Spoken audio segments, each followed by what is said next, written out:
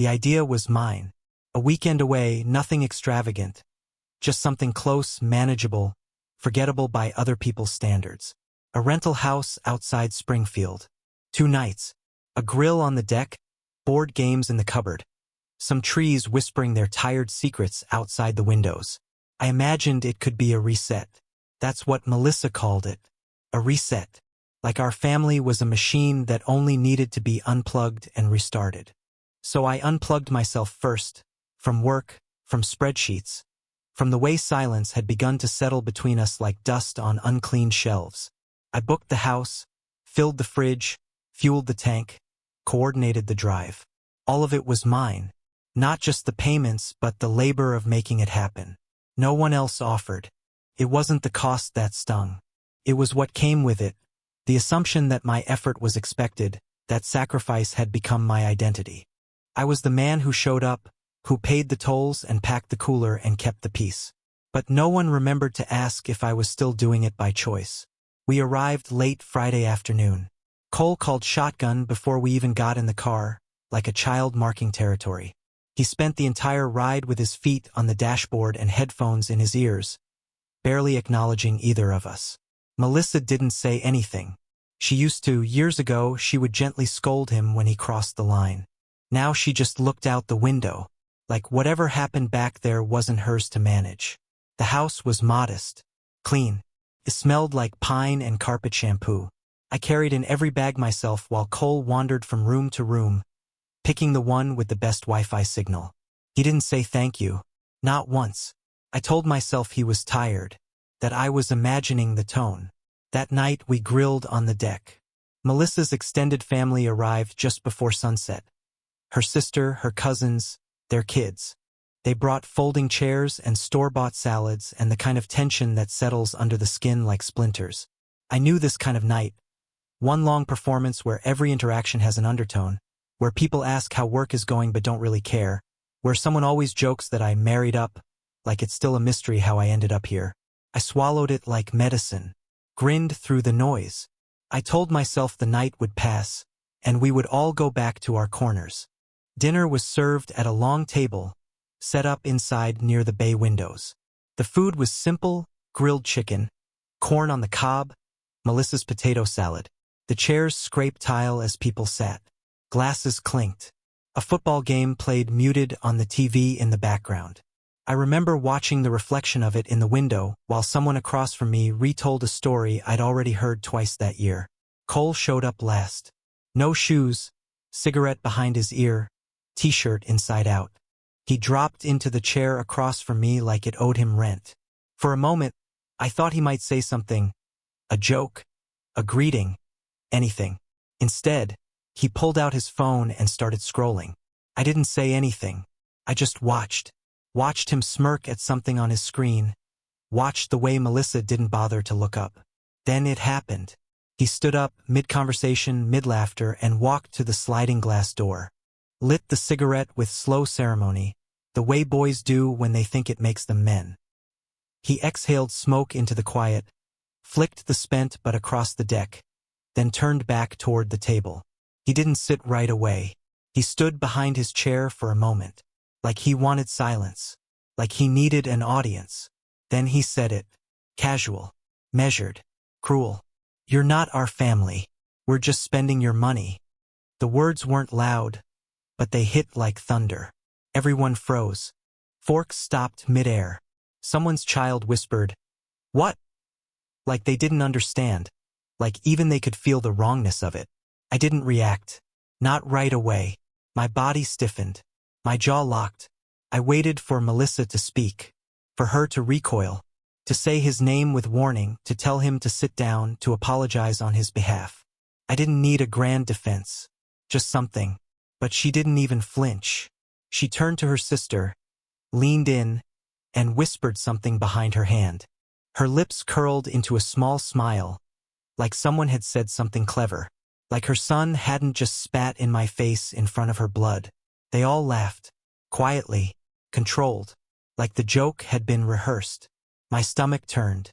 I watched as Cole finally sat down again, satisfied. The smirk stayed on his face like it had grown there. He picked up his fork, stabbed a piece of chicken, and went back to scrolling. No one said a word to me. No one apologized. No one asked if I was okay. I looked around the table. Melissa's cousins were focused on their plates. Her aunt was refilling her wine.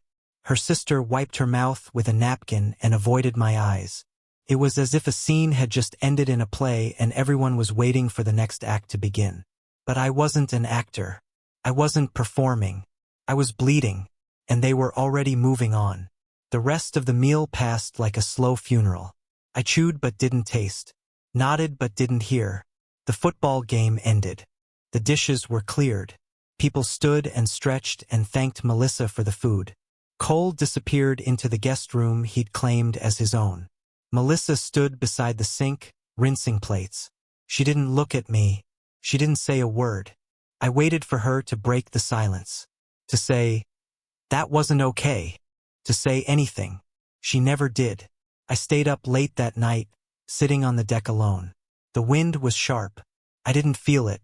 I just stared at the lake, empty beer bottle in hand, trying to understand what had shifted. But the truth was nothing had shifted. It had always been like this. I had just refused to see it. I wasn't part of the family. I was the function, the wallet, the ride, the one who signed things, the man whose presence could be tolerated as long as his contributions stayed consistent. The boy had said it, out loud, without fear, and she hadn't corrected him. That's when the cracks I'd been patching for years started to show.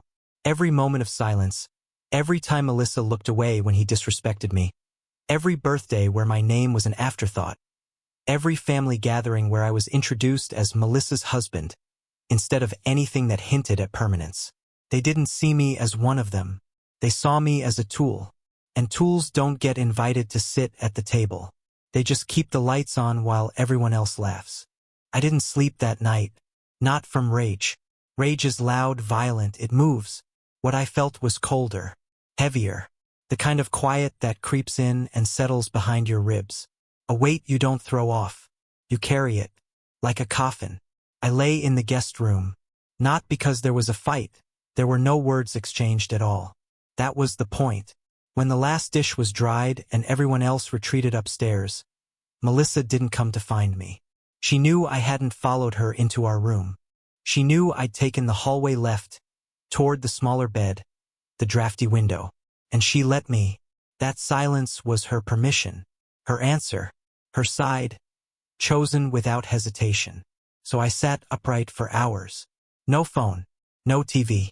Just me and the walls and the soft mechanical hum of a refrigerator cycling through its duties. I could still hear his voice in my head, Cole's voice. That smirk curled behind every syllable. You're not our family. We're just spending your money. Not my money. Your money. The possessive was always there, sharp and mocking. He knew exactly what he was saying. That wasn't a teenager lashing out. That was a grown boy reciting the family's unspoken rulebook. I could see now how many hands had helped him write it. I tried to remember the last time Melissa corrected him in front of me. The last time she stepped between us, not to smooth things over, but to stand on principle. I couldn't remember one. Maybe when he was 12. Maybe never. I looked around the room. Neutral walls. Worn dresser. Some old decorative painting of cattails and water. A room meant for guests. Meant for someone temporary. I had paid for that room. I had paid for all of it. The rental house, 3 days, 2 nights. I booked it on my card. Filled the fridge with name-brand snacks Cole liked. Downloaded podcasts for the drive because he complains about my music. Gassed up the car. Washed it the morning of in the January cold. Made sure we had tire chains in case it snowed. All that work. All that effort. And it had bought me a seat at a table where I didn't belong. A seat I paid for only to be humiliated in it. That was when the question stopped being what now, and became why am I still here? No more convincing myself that he'd grow out of it. No more defending her in the name of compromise. No more stories told to myself about how family takes time. It wasn't time that was missing. It was respect. And I had handed mine away, piece by piece, every time I stayed silent. Every time I let Melissa explain his behavior like she was translating a language I'd never understand. Every time I paid for another privilege and was repaid with smirks, mockery, or worse, indifference. But there was one thing still in my name. One piece that hadn't yet been pulled from me. The car. Cole's car. He called it his, of course. Talked about it like he bought it off a lot himself. Told his friends he got the loan. But the title in the glove box said otherwise. My name, not his. It had been mine from the start. A used Civic, decent condition, low miles. I bought it 2 years ago when he started community college. I even had it detailed before handing him the keys. Melissa never offered to split the cost. That night, while the rest of the house slept, I dug through my briefcase and pulled out the folder with the car paperwork. I hadn't looked at it since the week we bought it. The registration, the insurance, the title, all of it stacked neatly, still with that dealership smell clinging to the envelope. And the title was clean, untouched, still mine. I opened my laptop, logged into the resale platform I'd used once before to offload an old truck. The quote was immediate, lower than what I paid but not insulting. I accepted. They sent a confirmation within minutes. The tow truck would be there before noon tomorrow. I didn't need to be present, just needed to place the keys in the glove box and sign the title. That's all. No confrontation. No conversation, just subtraction. Took me less than an hour. No rage, no theatrics. Just a man finally acknowledging the truth he'd tried not to see for years. They don't love me. They don't respect me. They only tolerate me for what I give. And now I would give nothing. I signed the back of the title and slid it into the folder. Walked outside in the cold. The car was parked crooked in the gravel drive. Like it always was. Cole never could be bothered to align it right. I opened the door, popped the glove box, and slid the folder inside. Then I locked the car and went back inside. The house was quiet, warm, still pretending to be a home. I went back to the guest room, closed the door, and this time I slept. Not well, but deeply. The kind of sleep that comes when a decision has finally been made. I woke up to voices, not yelling, not yet, but tight. Stretched thin with confusion, the way people sound when they can feel the floor shifting and haven't figured out why. It was Cole. "Mom, where's my car?" His voice came from the front hallway. I didn't get up right away. Just lay there, still beneath the covers in the guest room, staring at the ceiling, listening. Silence. Then again louder, "Mom, where's my car?" I heard the front door open, heard the wind sweep in. Then the hollow pause that comes when you're staring at a space where something used to be. I imagined him stepping out onto the gravel, squinting like maybe he'd forgotten where he parked, patting his jeans for keys that now unlocked nothing. Melissa's voice came next, quieter than his, not alarmed, just confused, still catching up to the timeline I'd rewritten in the dark. "Are you sure you parked it here?" she asked. "Of course I'm sure," Cole snapped.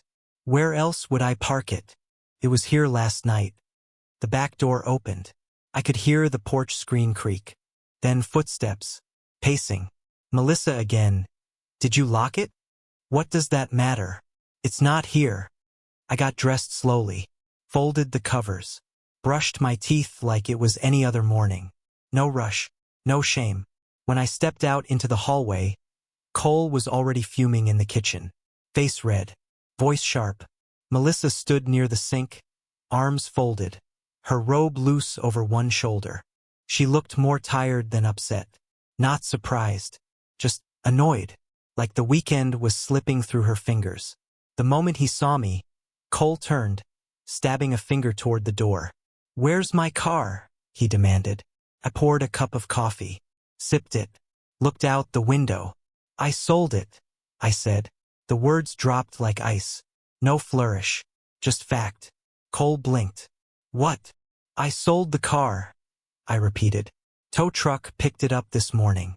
Title was still in my name. It's gone." He stared at me like I'd slapped him. The silence that followed was almost funny. Like he couldn't process what language I was speaking. "What the hell are you talking about? That's my car." "No," I said calmly. "It was mine. Registered to me. Paid for by me. You didn't even cover the gas. You drove it like it was a favor you were doing me. So I revoked the favor. He looked at Melissa, searching her face for support. Mom? She didn't say anything at first. Her mouth opened, then closed again. Her hands fidgeted with the hem of her sleeve. Michael, she finally said. What are you doing? Her voice wasn't angry, just uncertain, as if I'd rearranged the furniture in the middle of the night and she was bumping into the new layout. I finished my coffee, set the mug down with a quiet thud. What I should have done years ago. Cole stepped forward, chest puffed. This is insane. You can't just take my car. That's theft. No, I said. Theft is when you use someone's generosity and call it entitlement. Theft is what's been happening in this family for the past 4 years. I just took back what was already mine. His fists clenched. Melissa reached out to touch his arm, to steady him maybe, or to keep him from doing something stupid. He pulled away. You're such a bitter old man, Cole spat. You're just pissed because you know no one actually sees you as part of this family. I didn't blink. I know, I said. That stopped him for a second. I know, I repeated. I've known, but now I've accepted it. I turned toward Melissa. Her eyes were glassy, but she wasn't crying. Not yet. You didn't stop him last night, I said. When he said what he said. You didn't defend me. You didn't even flinch. She looked down. It was a joke, she muttered. No, I said. It was the truth. His truth. Spoken in front of your whole family. And you let it sit there, like it was a centerpiece. Cole scoffed. So you're punishing me? Over a comment at dinner? I looked at him and didn't bother to hide the weight in my voice. I'm not punishing you. I'm freeing myself. He shook his head, laughing bitterly. You're a psychopath, he muttered. Seriously, I'll call the cops. I stepped forward, slow. Do it. And when they ask whose name was on the registration, whose card paid for the car, whose insurance covered the last accident you didn't tell your mom about, I'll show them. I have every receipt. He looked like he wanted to hit something. His fists trembled. His mouth worked, but nothing came out. Melissa finally spoke again, voice low. This is too far, she said. You didn't have to do this. I turned toward her. Did I go too far when I paid for the car? For the insurance? For every meal he's eaten under my roof? For the college applications? For the tires he popped and lied about? Was that too far? She shook her head. That's not what I meant. No, I said. You meant this is inconvenient, embarrassing. You meant I broke the illusion you've all been living in, that I'm the provider, but never the person. That my role is silent, invisible, expected. She looked away. Cole stormed out the door. It slammed so hard behind him the windows rattled. Gravel kicked up as he stomped down the driveway to the empty space where his car used to be. Melissa leaned against the counter, exhaled. Her shoulders sank. She looked 10 years older in that moment. She didn't ask me to undo it, didn't demand I fix it, but she spoke eventually. Can't we just talk about this? We're talking. You know what I mean. No, I don't, I said. Because when he humiliated me in front of your family, you didn't want to talk. You smiled. You whispered to your sister like it was a skit you'd seen before, like you already knew the ending. She winced. That's not fair. Isn't it? Silence again. Then he's just a kid. I laughed. Quiet. Bitter. He's 21, Melissa. He's a man. Old enough to hold a job. Old enough to know cruelty. Old enough to know how to aim it. He knows exactly what he's doing. And so do you. That landed. Her lip trembled. But still no apology. Not for me. Not for the car. Not for the years I'd spent building something that no one else ever believed was real. I stood there, watching her fumble for language she didn't have. I realized something in that silence. There would be no acknowledgement. No reckoning. No reckoning because that would require her to admit the truth I already knew. That I had been used. That she'd let me be used. That we had never been a family. Not really. Just a machine. I was the oil. Quiet. Necessary. invisible, until I dried up. I left the house the same day. Didn't pack much. Just what I came with, a duffel bag, a phone charger, the coat I'd left hanging on the rack near the stairs. Melissa was in the bedroom when I walked past, sitting at the edge of the bed like someone waiting for a verdict that never came. She didn't look up, didn't ask where I was going. I think she knew. She always knew. She just never said it out loud. Cole wasn't there. He'd stormed off again, probably to one of his friends' places, or to wander aimlessly, waiting for someone else to fix what he'd broken. That was his pattern: disappear, pout, come back when the world bent itself to his liking. But not this time. Not with me. The driveway felt longer on the way out. Colder. The gravel crunched under my tires, the trees pressing in from both sides like witnesses. I didn't look back. I already knew what the house looked like when you're no longer welcome in it, even when you paid for every nail in the wall. I drove in silence. No music. No podcast. Just the sound of the engine and the hum of what I'd done, echoing through my chest like a drumbeat. I wasn't angry. Not anymore. I was something else. Free. But freedom has weight to it. That's what no one tells you. It doesn't float. It doesn't lift you. Presses down. Because when you walk away from a lie, you carry the truth on your back. And the truth was this. I had spent years pretending I was building a family. Years convincing myself that sacrifice would eventually become love. That presence would become belonging. That showing up every day, working, paying, enduring, would one day earn me a seat at the table where people didn't flinch when I spoke. I believed that being the provider meant I was part of the foundation. But they never saw it that way. To them, I was never a husband, never a father, never a partner. I was a function, a name on the mortgage, a walking expense account, a convenient absence whenever discipline was needed, and a mandatory presence when the check was due. I was a ghost with a wallet, and when I stopped paying, I disappeared completely. They didn't call that first night, didn't text. The silence was total. Not even Melissa tried to explain. Not even a half-hearted message saying, "Can we talk?" Or Cole didn't mean it. Maybe she knew those lines wouldn't work anymore. Maybe she thought I'd come back on my own. Like I always did, tail between my legs, ready to buy my way back into their good graces. But this time there was no return trip. Because once respect dies, love can't survive. 3 days later, Melissa finally called. I let it ring out the first time, the second, the third. On the fourth, I answered. Her voice was small. "Michael," she said. "He's scared." "Who?" "Cole." I waited. "He's been calling around, looking for someone to help. He thought maybe the car was towed or stolen. But now he knows." "Knows what?" I asked, even though I already knew. "That it's gone," she said. "That you really sold it." I didn't say anything. "He can't get to work," she added. "He's behind on payments for school. He says he needs help." That he didn't mean it. "He meant it," I said. "You all did."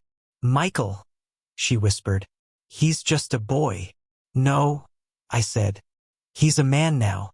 You can't hide behind boy when you're old enough to spit in someone's face and expect them to still feed you." She went quiet. "He says he's sorry," she offered after a moment. "Not to me," I said. "Not really." "What do you want me to say?" "I don't want you to say anything," I replied. "I want you to ask yourself why your son only realizes what I was worth now that I'm gone." She sighed, long and shallow. "I didn't think it would go this far." I closed my eyes. "It went this far a long time ago," I said. "You just didn't notice. Or maybe you did. Maybe you noticed and you let it happen anyway." Another silence. Then softer, "He's scared." "Good," I said. "Fear teaches faster than comfort." That was the last thing I said before hanging up. The next day I got a message. From Cole. No greeting. No preamble. Just a string of sentences typed out like someone had rehearsed them. "I'm sorry for what I said. I didn't mean it. I was angry. I was being stupid. Please, I need help. I'll pay you back. I swear." I read it twice. Deleted it. He didn't want me. He wanted what I gave. He wanted the shield, the gas card, the safety net I'd stretched beneath him so tightly for so long that he never once looked down. But I wasn't that net anymore. I was gone. Let him fall. Let him feel the cold. Let him wonder how the world suddenly became sharper, harsher, more expensive. Let him learn what a father really is, not someone who pays, but someone who's earned. Melissa never sent another message after that. She must have known I was finished. And truthfully, I don't think she cried over me. Not really. She cried over the consequences, the unraveling, the way a well-kept illusion collapses once someone refuses to play their part. For years, I was willing to be the silent character in her life story. The man who didn't speak unless spoken to, who took the blame, who swallowed disrespect because it's complicated and he's just adjusting, and you knew what you were getting into. But that's the lie, isn't it? You never know what you're getting into. You just tell yourself you'll survive it. You tell yourself patience is love, that sacrifice earns respect, that a boy who sneers at you today will thank you tomorrow. But he didn't, and he won't, because people don't respect what they believe they're entitled to. And Melissa's silence taught him exactly what to expect from me. Everything, with nothing in return. I don't miss the house. I don't miss the table. I don't miss the forced smiles and the thankless meals and the gifts that were met with shrugs. I miss who I thought I was. I miss the man who believed that he could be enough. But that man is gone. What's left now is someone quieter, sharper, harder to lie to, not bitter, just awake. And maybe that's all there is in the end. Not closure, not justice, not healing. Just clarity. So now I ask you, whoever's listening, whoever's reading, whoever's ever been the step anything in someone else's life, what would you have done? Would you have stayed? Would you have kept paying, kept smiling, kept enduring the insult of being necessary but never loved? Would you have watched your name vanish in your own house, while your effort was spent like loose change? Or would you have done what I did? Would you have left? Would you have taken back what was yours, not out of spite but out of survival? Tell me, was I wrong? Was I cruel? Or was I just done? Because if love without respect is slavery, then what do we call it when we chain ourselves willingly? What do we call a man who gives everything to a family that never wanted him? And what do we call him when he finally walks away?